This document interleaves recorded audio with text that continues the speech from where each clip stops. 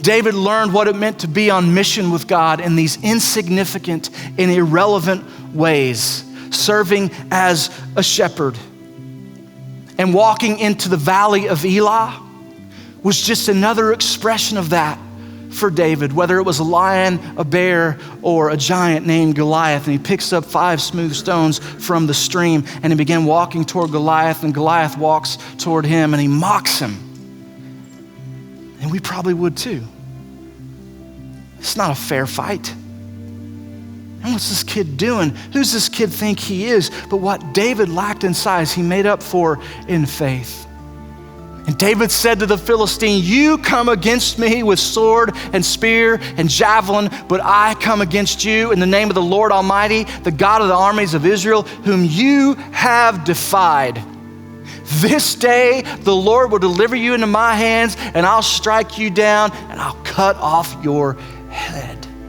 This very day I will give the carcasses of the Philistine army to the birds and the wild animals, and the whole world will know. And here it is. Here it is. The middle of his story begins right here, and the whole world will know. How David chooses to finish this sentence will dictate the rest of his story. What does David want the whole world to know? Well, let me ask it of you. What do you want the whole world to know?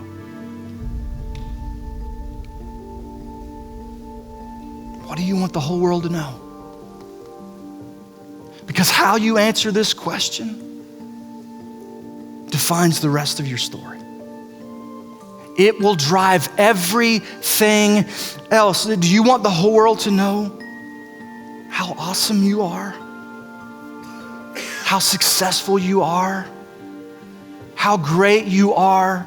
How educated you are? Do you want them to know, you want the whole world to know where you went to school and where you work and what kind of car you drive? Do you want the whole world to know how awesome your kids are at everything they do? Do you want the whole world to know how perfect your marriage is, how perfect your job is, how perfect your life is? Do you want the whole world to know that you're living your best life?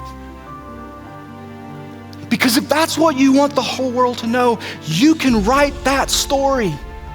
You can write that story, but you're glorifying the wrong name, which means you're missing the only mission that matters.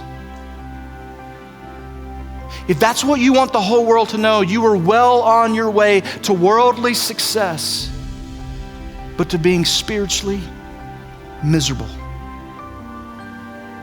Because you were created for more than that. You were created for more than that. In fact, you weren't created for any of that. Yet that's what most of us spend our time running after. And 100 years from now, none of it will matter.